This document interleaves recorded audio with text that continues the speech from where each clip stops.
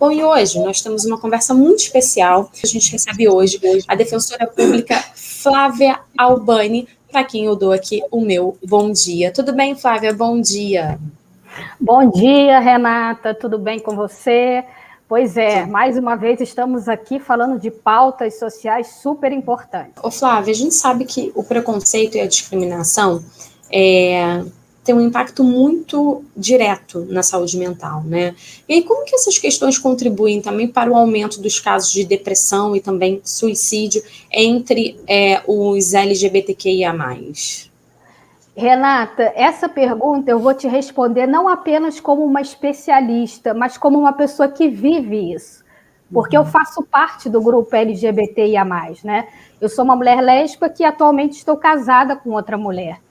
E é muito difícil, eu já vivi isso, eu precisei, não tenho nenhuma vergonha de falar isso aqui. Né? Eu já precisei de suporte terapêutico para poder saber lidar com isso. O impacto disso na nossa saúde mental é muito forte. A não aceitação, né? A não aceitação social, a não aceitação de alguns familiares, em alguns casos, dependendo da família onde a pessoa estiver inserida, a não aceitação familiares, a não aceitação social, você ter que fingir uma coisa que você não é, para poder ser aceita, com medo de perder o emprego, por exemplo. Eu, felizmente, eu já estou numa condição melhor, porque eu trabalho numa instituição, sou concursada e trabalho numa instituição que defende essa pauta, né? Então, no meu ambiente de trabalho, felizmente, eu nunca sofri, nunca precisei me esconder para poder me enquadrar ali. Mas em outros ambientes, Renata, até por medo de sofrer uma violência física mesmo, eu tive que fazer teatro. Né? Eu tive que fingir algo que eu não sou. Isso vai gerando ansiedade. Essa discriminação, os olhares, né, sociais, alguns olhares sociais de te enxergarem como algo assim diferente, como algo errado, como algo promíscuo, como se a minha relação fosse promiscuidade, né? Isso é muito pesado. Então, às vezes, as pessoas falam assim, mas não é nada demais, é só uma coisinha só aqui, só uma coisinha ali. Só que, tecnicamente, dentro do direito antidiscriminatório, a gente vai chamando isso de microlesões, né? É uma microlesão aqui, é uma microlesão ali, não sei o quê. E o conjunto dessas microlesões, o impacto dessas microlesões na sua saúde mental, você viver isso todo dia, e as pessoas normalizarem isso, já estarem no direito de fazer isso com você, né? Quando você vai ver, o somatório disso tudo é muito pesado. Né? Como eu te falei, eu faço terapia para conseguir lidar com isso. Você vai num ambiente e você não pode expressar, às vezes, um gesto de afeto com a minha companheira com medo de apanhar. Sim. Com medo de apanhar na rua.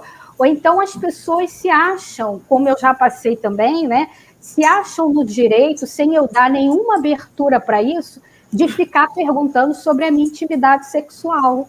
Como é que é? Né? Como é que vocês fazem? Eu nunca dei abertura para aquela pessoa. A pessoa se acha no direito de invadir a minha privacidade, né, e de perguntar sobre a minha intimidade sexual. Ou então nos enxergam como se nós fôssemos um risco. Promiscuidade, eu já fui abordada sobre a minha questão de convivência com crianças. Se eu não era um mau exemplo e um risco para as crianças, enquanto mulher lésbica. Então, assim, isso é muito pesado. Sabe? É muito forte, assim. É muito forte. Isso é muito forte, isso é muito pesado.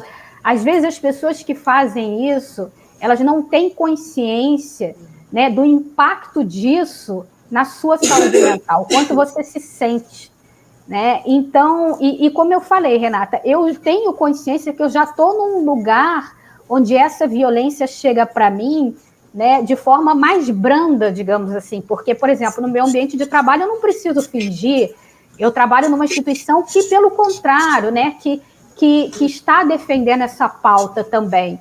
Então, tem pessoas mulheres e pessoas trans, e mulheres e homens gays, que estão numa situação pior do que a minha, né? Ainda estão sofrendo mais violência ainda. Eu tenho acesso ao conhecimento, eu sei como me defender. Então, isso tudo me ajuda. Mas o impacto disso, Renata, leva à depressão, realmente. Talvez se eu não tivesse tendo suporte terapêutico, essas microlesões da discriminação, né, isso tudo junto, leva à depressão. E em alguns casos extremos, se a pessoa não tiver suporte, até mesmo o suicídio. Né? A violência, o medo da violência física mesmo. Né? Quantas mulheres lésbicas são vítimas de estupro, o tal do estupro corretivo, acho essa expressão horrível, mas é o estupro corretivo para normalizar aquelas mulheres. Gente, o que é isso? Então, assim, é um medo da violência o tempo todo, de você sair na rua e apanhar. Então, isso vai gerando um enclausuramento, uma depressão, uma tristeza, que em alguns casos leva ao suicídio.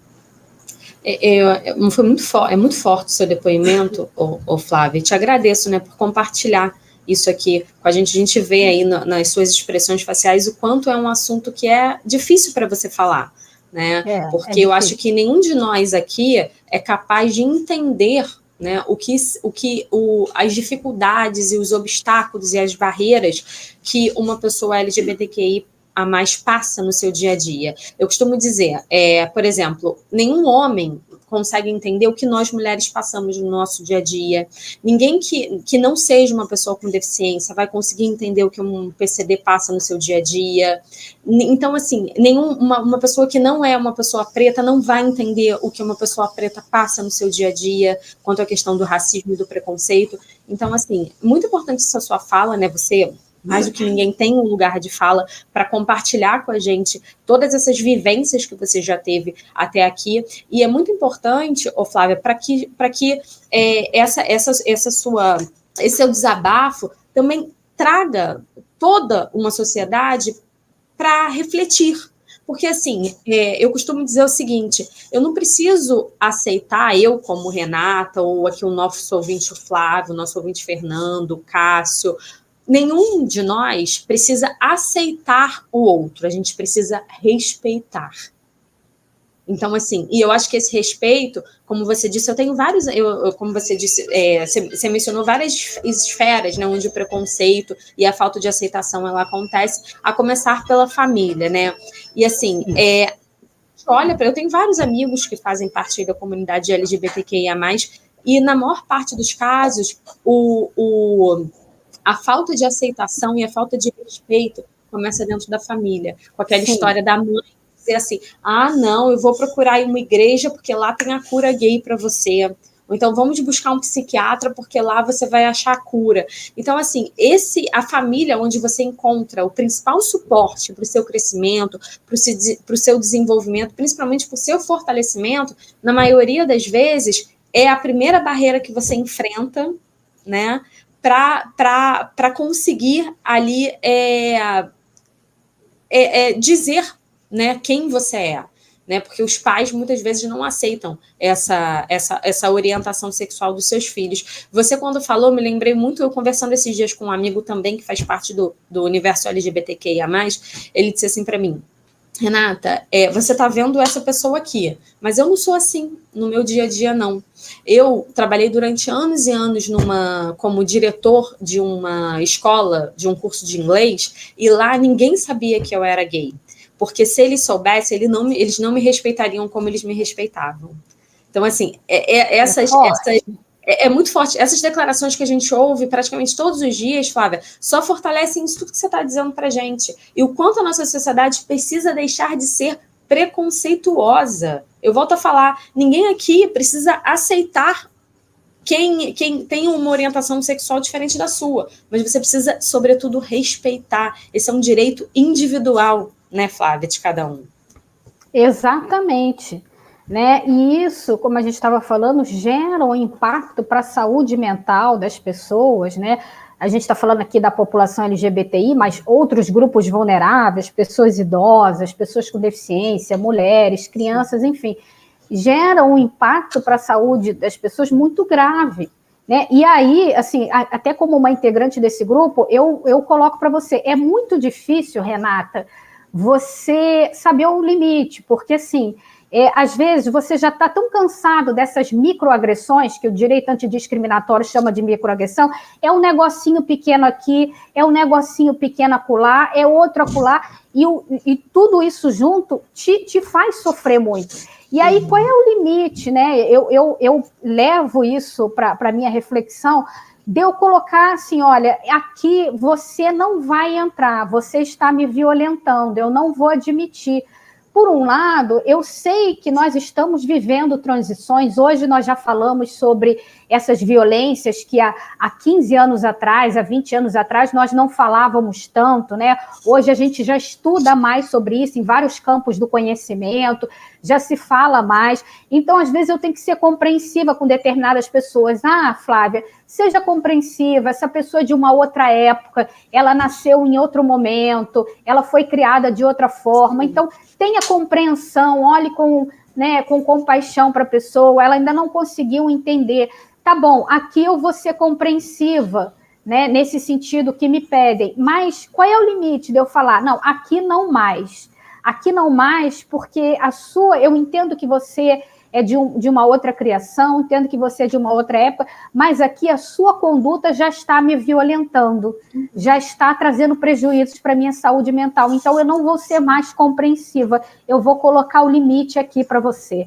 É muito difícil, né? Porque eu sou assim, seja para a minha área de vivência, que é essa questão LGBTI, seja para a minha área de estudo técnico, que é a questão da pessoa com deficiência, eu não gosto de lutar através do grito, né? De gritar, de brigar, porque respeito quem pensa dessa forma, mas não acho que esse seja o caminho, porque muitas vezes você acaba afastando a pessoa ao invés de trazer a pessoa com você para a sua luta, né? Então, eu gosto de uma abordagem mais acolhedora, só que também para quem sofre a violência, e eu posso dizer com esse lugar de quem sofre essa LGBTfobia, é difícil, né? Porque você não sabe qual é o limite. Aqui eu vou ser compreensiva e acolhedora, eu vou tentar explicar de uma outra forma, mas eu também já estou cansada. Então, assim, qual é o limite? Não, chega, agora eu vou explodir porque eu não aguento mais, né? E entra nessa questão da saúde mental, porque tem uma hora que tanta compreensão, você compreensiva aqui, você compreensiva ali, você explode, né? Você quer, não aguenta mais ser vítima daquela violência. Exatamente. Agora, Flávio, eu fico pensando como cada um de nós, né, enquanto sociedade, e também os amigos, familiares, qual é o nosso papel, o que a gente pode fazer para identificar esses sinais de alerta e ajudar a prevenir aí o suicídio, né? Especialmente nesse público, né? O LGBTQIA+, as mulheres, as pessoas com deficiência, as crianças, ou seja, as pessoas mais vulneráveis, né? Então, eu acho que enquanto sociedade, familiares, sociedade, acho que o primeiro passo é nós nos abrirmos para nos despirmos dos nossos preconceitos, né, Renata? Claro, assim, eu também não estou muito longe de ser uma pessoa perfeita, eu também tenho minhas dificuldades, eu estou falando aqui, né, enquanto vítima da LGBTfobia, mas em outros assuntos eu posso acabar tendo uma conduta preconceituosa, né, em outros temas, às vezes até por falta de informação, de conscientização. Então, acho que o primeiro grande passo é se abrir para essa conscientização, né? A sociedade está mudando, gente.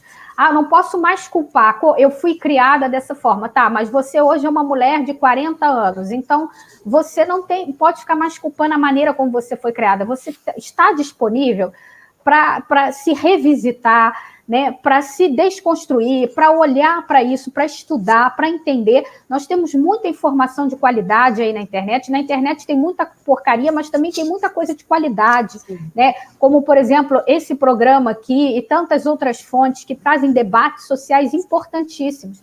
Então, acho que o primeiro grande passo é você se desconstruir dos seus próprios preconceitos. E aí, nesse processo de transformação individual, né, tentar olhar e ajudar as outras pessoas. Então, os sinais que as pessoas trazem, a pessoa ficar mais introspectiva. Por exemplo, quando uma mulher está sofrendo violência, uma criança está sofrendo violência sexual, é sinal de introspecção, sinal de tristeza, sinal de depressão, né, sinal de de falta de interesse por atividades que até então a pessoa tinha. As questões, as crianças, geralmente o rendimento escolar baixa muito, né? Então, assim, esses sinais e procurar orientação, gente, sabe? Às vezes as pessoas têm vergonha de mostrar as suas vulnerabilidades. Eu não estou falando que tem que sair se expondo para todo mundo, não é isso, mas procurar orientação de canais profissionais tecnicamente adequados que possam dar um encaminhamento, né, para um tratamento psicológico, se for o caso, acompanhamento com terapia, com psiquiatra, enfim, para poder reverter aquele quadro de saúde. Então, acho que procurar orientação, né? Estar atento aos sintomas, você com você mesmo, você com as pessoas ao seu redor, estar atento aos sintomas e procurar orientação. Agora, Flávia, se você pudesse deixar uma mensagem para todos aqueles que estão lutando com essas questões de saúde mental e para a sociedade em geral, né, sobre como a gente pode criar um ambiente mais acolhedor e seguro para todos, qual seria a mensagem que você deixaria? Eu deixaria essa questão de, primeiro, nós, cada um individualmente, né, se propor, se despir dos seus preconceitos, estudar, né, se informar, estudar, entender, né, se despir dos preconceitos, se despir desses tabus relacionados à saúde mental, né, daqueles estigmas errados, é coisa de maluco, psiquiatra é coisa de maluco, psicólogo é coisa de maluco, eu não preciso disso. Não, vamos, né, nos dispor a entender o que é a saúde mental, a buscar uma informação de qualidade, a entender o que acontece com a gente, a entender de que maneira nós podemos estar sendo violento com outras pessoas e sofrendo essa violência também. Então, acho que o primeiro passo é se abrir para esse processo de transformação, sabe? De transformação. E buscar ajuda, não sofrer sozinho. Se você está passando por uma situação dessa, busque ajuda, né? Busque ajuda de instituições, de profissionais. Se você não tem condições financeiras, busque a orientação na Defensoria Pública, por exemplo, de instituições que possam te ajudar, né, para um tratamento aí de saúde mental.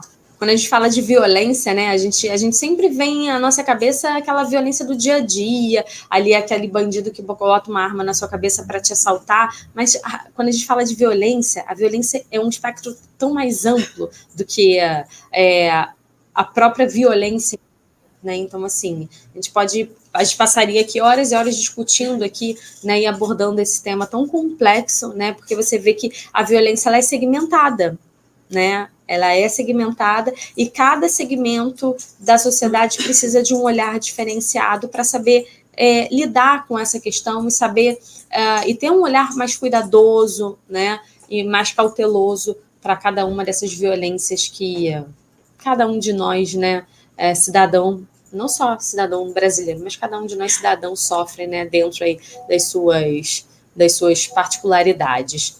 Flávia, para a gente ir caminhando aqui para o final, queria te fazer aqui a seguinte pergunta. Que iniciativas você considera aí fundamentais para garantir a acessibilidade e a igualdade de oportunidades para todos? Bom, a gente precisa falar, como a gente está fazendo aqui agora, por exemplo, esse programa, Renata, até parabenizando você e toda a equipe, é uma excelente iniciativa, né? A gente precisa levar essa informação, debater, falar sobre isso. Então, assim, tocar na ferida, né? Falar. Então, conscientizar. Eu acho que conscientizar, levar informação, provocar debates saudáveis, tá? Pode haver divergência de pensamento, isso faz parte do sistema democrático, mas que seja uma divergência saudável, respeitosa. Então, provocar essas discussões, esses debates, de que pode ser feito através de diversos canais, né?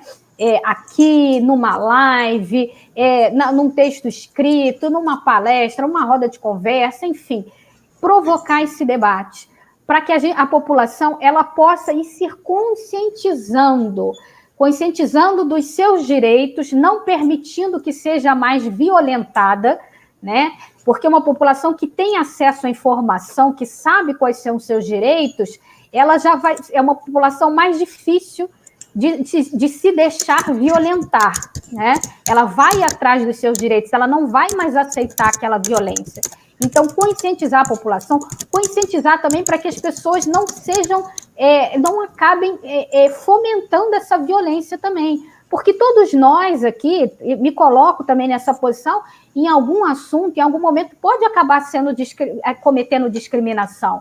Então, a informação, a conscientização nos ajuda também para que a gente violente menos, né?